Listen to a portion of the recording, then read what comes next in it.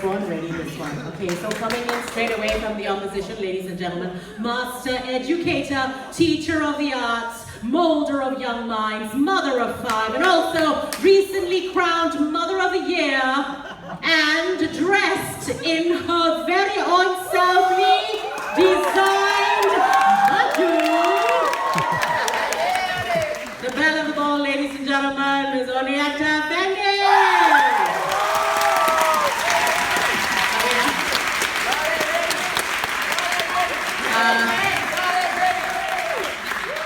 I realize your husband's in the room, but it's okay. It matters, and your kids, yeah. The favorite position, apparently, in all respects, I wouldn't just limit it to necessarily lovemaking, I would say, is for Oniatta, the in control position. Ladies and gentlemen, please give it up for Mrs. Thank you. I just want to start first by saying, I think in order for us to even be in a mood for love, I think we are allowed to video these things, right? Because I'm seeing some of our audience members are being stopped from photos and videos. Please video, okay? And so, ladies and gentlemen, boys and girls, and my most esteemed proposition, a very good evening. Now, this house believes that Singaporeans are in a mood for love, you see, huh? The opposition is very disappointed. Just halfway through, and we're very disappointed because you see, we come in red, all ready to kind of feel for you. We really want this motion to take off. But it's not. You're telling us about Chinese sausage. All races sausage. I have no idea what your argument is about. You're talking about food. You're talking about, what were you talking about, dude? I can't remember really.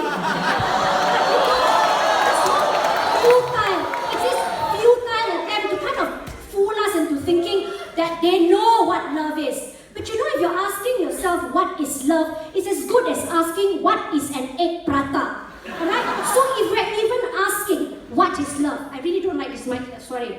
It probably means that we don't feel completely loved. I'm so sorry for you. And that someone doesn't feel completely loved by us. Alright? And that pretty much seals the deal for us, because it means this environment, this very spacious, so cannot video all that, right? Has not been successful in making you feel the love.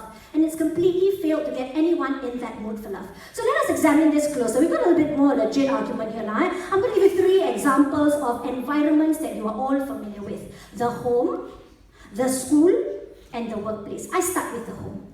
And that mood for love. How to have mood for love when you're not going to get a space to do that? Thanks, Jotio. Your pristine parenthood scheme endorses the opposition's argument. You don't need much space to have sex. The minister herself says so. She does not talk about love the way I would like for it to be spoken about. There is no foreplay. There is no romance.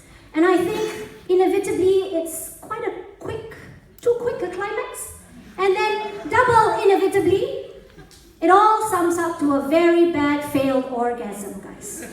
Singaporeans are expected to make babies without a space of their own, and then they're lured to make babies not because for the love of children, but for tax rebates. Among other things that I myself have been thrown to have these 5 kids that I have right now.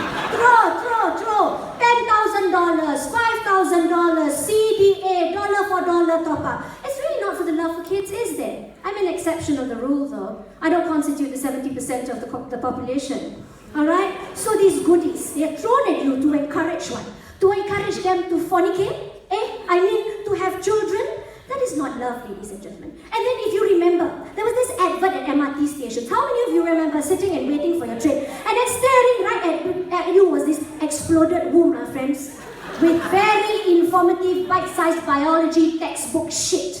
The shelf life of my eggs. And the kind of sperm counts my husband has. Oh, God forbid. If that is anyone's idea of getting Singaporeans into the mood for love, then please listen to me. Don't tell me my worth is measured by the number of eggs left in me. Don't tell me my body.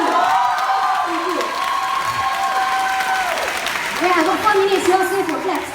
My body is not a bank of resources you can use for a nation's future.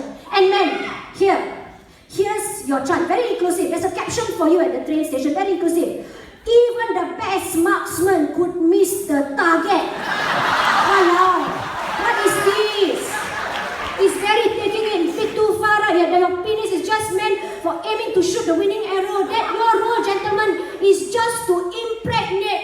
woman lah.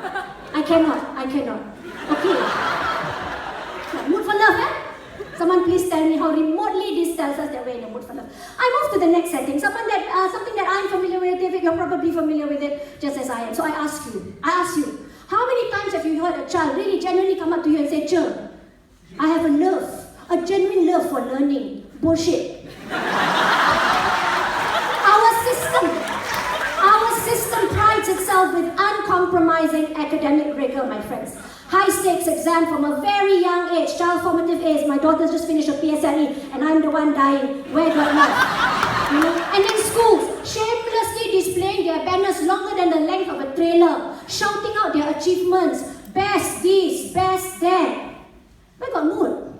Where got mood if you don't understand even what you sing and the pledge that you say in the morning? You ask them, you understand or not? You don't understand? It's Chinese also, maybe they don't understand what Majulah Singapura means, you know. And then where got mood if my poly kids will come to me and tell me, Cher, where's my CCA point? Cher, my GPA dropped. It's all about the numbers, guys. Where got mood if the chase is always to be better than your neighbor? And where got mood, ladies and gentlemen, if an 11-year-old decides to take his life into his own hands because he's got no mood to learn, guys, and that learning for him is a chore, and our expectations on young children frighten the shit out of them to death. Thank you. I move on to my third environment, the workplace. Favorite, huh? Favorite. I can't even find it right now. I seem to find this struggle very real. That work-life balance. What work-life balance? Every day. Straddling the increasing demands of my workload. Desensitizing myself from feeling the worth of what I do. I remind myself, don't let your guard down, Oniatta, in case a fellow colleague just jumps at you, because that's the time you display vulnerability, you will mampus. Alright? And then I hear this, conceal, don't feel, don't let them know. Right? Do I look like an Elsa to you? But I'm all frozen, you know? So tell me, where got mood for love when we are so devoid of emotions? People say passion will drive you, Oniatta. Passion will keep you going. But passion in Singapore, ladies and gentlemen, is a card. You are passionate? I should ask you. Passion has its members. And when there is no mood to love after a long day, that membership ceases to exist. Don't have action. So you tell me, okay, Oniatta, what's your point? What exactly separates us from that mood for love? Actually, the answer is here, ladies and gentlemen. The obstacles are very present today, right here. Shut up, wherever the guy is. Right here, where the Writers' Festival is. I want to end today with this thought. Everyone today has a love for literature, correct? You all are here for the Writers' Festival. Yeah, that's why some of you write, and some of us read. Right? But you see, is there a love in literature? Let me count the ways there isn't. Annabelle Tong, latest book. Imran Hashim, where are you? Woo! Imran writes about Annabelle Tong, who goes looking for love, but not here, leh. She needs to look for it in France, for God's sake.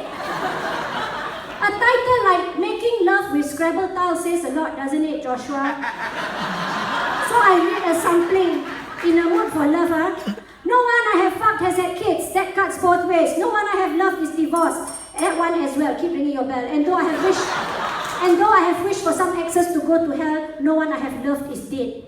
What is this, Joshua? Why are you writing like this?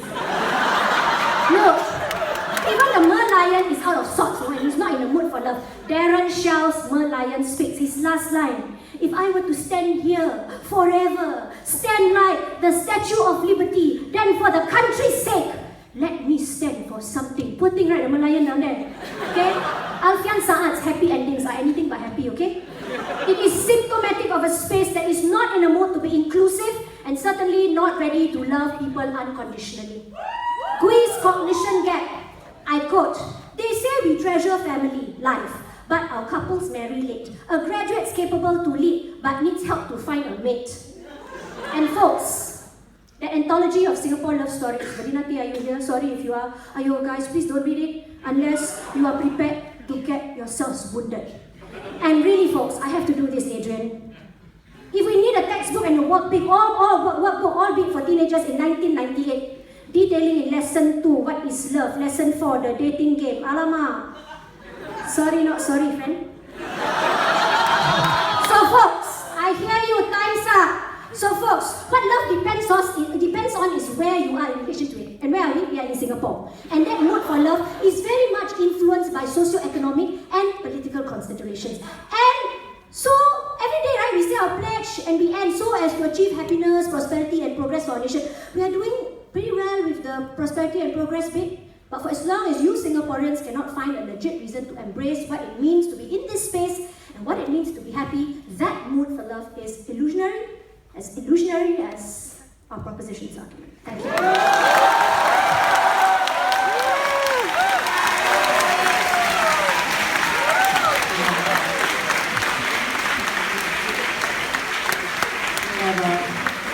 Overwhelming desire to drop a mic or something. But there you go, ladies and gentlemen. I think just go home now. Okay, we have got 2 more speakers.